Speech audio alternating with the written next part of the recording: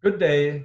I'm absolutely delighted to share our latest thinking on luxury services with you. I am Jochen Wirtz, and I have a fantastic team of co-authors who are really smart and handsome, as you can see. It is Jonas Holmquist and Martin Fritze. Now, what is our research all about? What we did is we reviewed the services literature and try to understand what the literature has to say to luxury services, and we didn't really find very much at all. Then we looked at the luxury literature and reviewed over 100 articles, and this literature is mostly about branding of luxury goods, and there's only a little bit of service focus, and that is really on the retailing of luxury goods and the after-sales service part of it. What stunned us was that there was no research in luxury that really looked at what is so specific about services and brought what we learned in the services literature over the last 40 years over to the luxury literature. Let me explain. So we have ordinary goods and also ordinary services. And for the last 40 years or so, the service community really has focused on what is special about services and how do they compare against goods. And we have very established and sound theories and frameworks to explain that. The first one is non-ownership. So when you buy a service, you don't really gain legal ownership over something, a product or a good or a thing, right? What you get out of services is an experience and is an outcome. So that's quite different. So it's not a physical good. The other concept we have is IHIP, intangibility, heterogeneity, inseparability, and perishability. Let me just highlight two here. Intangibility, it means services are intangible. That means you can't touch them, you can't really look at them, which makes them harder to understand, harder to communicate. So it's not so easy compared to goods, which I can show you, you can touch. Heterogeneity means quality can be inconsistent, right? I mean, this is an experience, it's a process, it's real time, there are people involved, and so on. So we explored this in the services literature. The other is the three-stage service consumption model. And in the service literature, we focus a lot on the consumption stage. I mean, goods marketing focuses a lot on the decision-making and the satisfaction stage, but not so much on the consumption stage. And we have a lot of theories that really focus on what goes on in the experience, the journey the customer goes through. So customer experience is a big theme here. And we have good theories like perceived control, script theory, role theory, and so on. Emotional models that help us to understand how customers go through a service process. Yeah, the fourth one is the 3 Ps of services marketing. So we have more Ps. We have people. So people, if they're involved in a service, they are the service.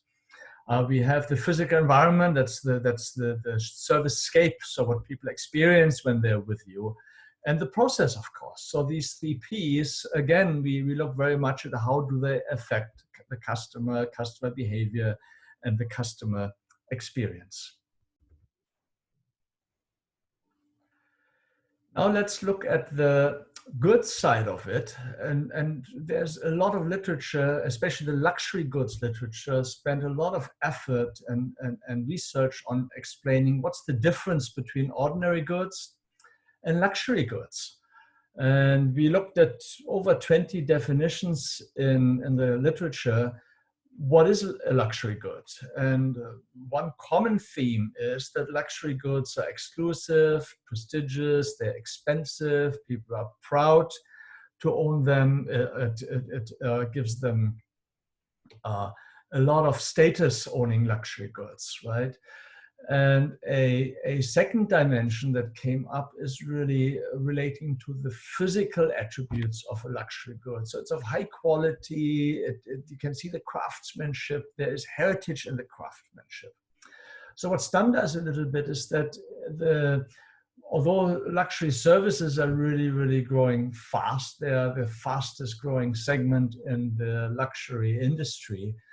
But we know I've done all of this research to understand ordinary services, and we have a lot of research here to understand luxury goods, but really none of the work in the services literature has really been applied to services yet. Now let's look at luxury services and let's discuss a bit how what we learned in ordinary services, how that may affect luxury services, and how what we learned in luxury goods, how that may affect luxury services. So let me first focus here on the non-ownership. So I will highlight a few points here. So non-ownership really means that the whole topic of conspicuous consumption, which has had a lot of attention in the luxury goods literature, doesn't really work in the same way. I mean, in luxury goods, I can, at the next Thanksgiving dinner or Christmas or Chinese New Year, I show up in my brand new Ferrari, I have my Rolex watch, and my wife has a Louis Vuitton bag. I don't have to say anything. I just own and use and show my luxury goods. And this gives me the prestige and the exclusivity and so on. For luxury services, so if I've had a luxury flight on a private jet to a luxury resort in the Maldives, unless I put it onto Instagram or Facebook, and unless I really talk about it over dinner, people wouldn't know. So you can see the way conspicuous consumption works is different when there's no ownership. Second big topic is counterfeiting in luxury goods. That doesn't really work in services because you can't fake employees and environments and processes as easily. So it's not really a big topic here. Another part is that we don't have legal ownership of things, but ownership can also be viewed from a psychological dimension. So what you still can focus on in luxury services is something we call psychological ownership. So you feel you are connected to the luxury service, and the service provider can do things through stories, through education, through little giveaways to make you feel part of the service. So looking at IHIP, let me just focus on intangibility here. So you can't touch a luxury service, you can't look at a luxury service. So that means luxury service firms have to work a lot harder to make people experience luxury and reinforce the perception of luxury. So there's a lot to learn from the services literature on how to do that. The three-stage model, as I said, we really focus here on the consumption part of it. And in service, we have done a lot of modeling on customer experience and how we can engineer experiences and engineer feelings. And in luxury, what we concluded in our literature review is a luxury service should really be a hedonic experience. And to differentiate it from ordinary services, it has to be extraordinary. So really the idea is, how do you engineer an extraordinary hedonic experience? And looking at the 3 P's of services marketing is quite interesting. Let me just take people. So when you go online, you have a look at the reviews of luxury goods, you find many times that actually customers complain about the experience in a boutique or in a car showroom, but they still love the luxury good they bought, right? So people clearly differentiate between what happens during the purchase stage and how much they like and love and use their luxury good. Now in services, I hope you can see it's an experience, and if there is a problem with the staff, it has the potential to destroy the entire experience. So the emphasis on the GDP of people in luxury services is absolutely critical. So what I wanted to show you is that we do have frameworks and models in services marketing that can be beautifully applied in a luxury service context. Now let's have a look at what can we apply from the luxury goods literature to luxury service. So let's look at this part of the chart here. And you can see one of the key characteristics of luxury goods is they're exclusive, prestigious, they give you status. And the main reason is because they're unaffordable or difficult to afford, so they're expensive. And we call this monetary exclusivity. But in services, I mean, if the key thing is really exclusivity, which makes it so special, then in services, we have additional ways to deal with this. The first one is really, we have full control in services who comes into a service facility. And many very exclusive service firms, they go by invitation only. So you go high net worth individual banking, you look at clubs, you look at certain social activities or dinners. If they're really exclusive, they're by invitation only. So we call this social exclusivity. And so this is the exclusivity part, the expensive part. Now the high quality heritage craftsmanship, we don't have this in services because there is no good that can communicate this high quality or the craftsmanship. We have an experience. And that is a bit harder to assess and to evaluate. And for customers to truly appreciate and enjoy a luxury service, they have to have the knowledge and the skills and the sophistication to do that. So there's also to fully enjoy and understand the service, you have to be familiar with it. And that also gives it what we call hedonic exclusivity. Not everyone can enjoy it. So what I wanted to show you is here, so some of the features of the exclusivity part of goods, we can actually build that and look at more different dimensions in a services part. Now, finally, whenever I present on luxury services and say they're extraordinary and hedonic, then people always say, yes, but what about Starbucks? Is Starbucks so extraordinary? And so what we did here is we really said, okay, why don't we look at a continuum rather than a categorical definition of luxury? So you look at the luxury goods literature, they claim something is either a luxury good or luxury product, or it is not. But there are surely different degrees of exclusivity and extraordinariness in services, and at the same time degrees in levels of luxury. So we can argue that a Starbucks is certainly a bit more extraordinary than a cafe in a McCafe.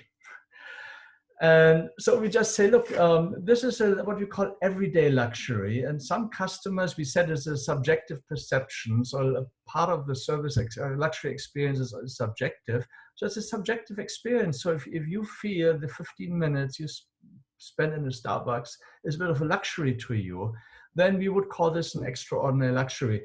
So with this definition, we work around the problem of having categories where you can always find a specific service that should be luxury, but by this definition doesn't fit this definition.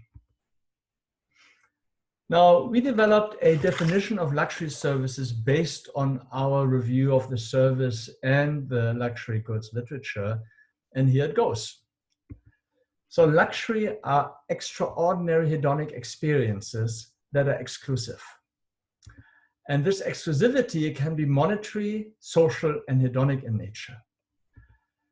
And luxuriousness is jointly determined by the objective service features, but also by the subjective customer perception. So the experience really matters here, and that is subjective.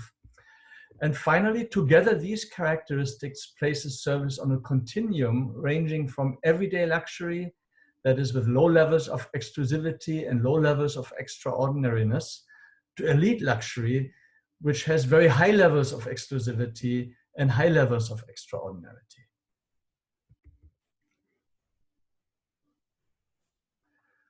So let's look at a few quick managerial implications of our conceptual paper here. So the first is really, I mean, there's no legal ownership, but you still have psychological ownership. So how can you think about developing psychological ownership in a luxury service context? I mean, and so what it means, you have to manifest this ownership through pride, reminiscence, telling others, and some quick ways to do this is really education. So educate your customers about your service and stories. So storytelling is very important. These are two very easy ways to do that.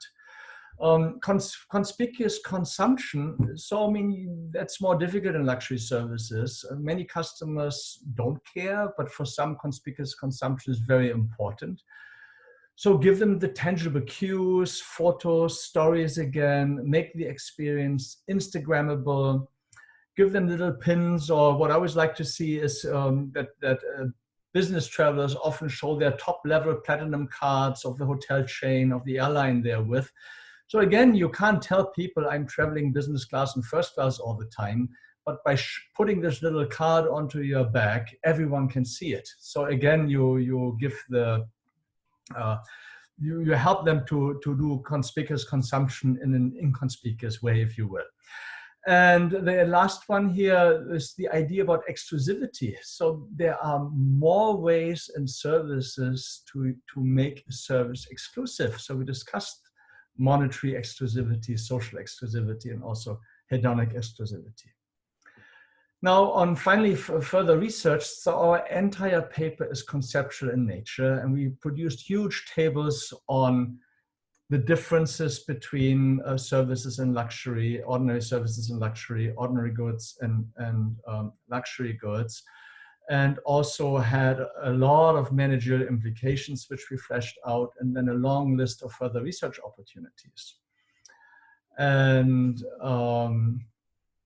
I mean, just to look at exclusivity, it is not really researched a lot, but we think it's a very hot topic, and we hope that with our paper, we will help to kickstart a lot more research on how that will work in the luxury service context. And likewise, a lot of the other concepts and theories we have in services marketing, how they can be applied in a luxury service context. I don't have so much time here, so therefore, let me just guide you to two of our papers where this short presentation was derived from. So feel free to download those papers. They're open access. And Jonas, Martin, and I are most happy to discuss with you on ResearchGate. So just feel free to put questions and comments there, and we're happy to interact with you. So hope you enjoyed this presentation, and thank you so much. And I really hope that at the next conference, we can meet again face to face. Thank you.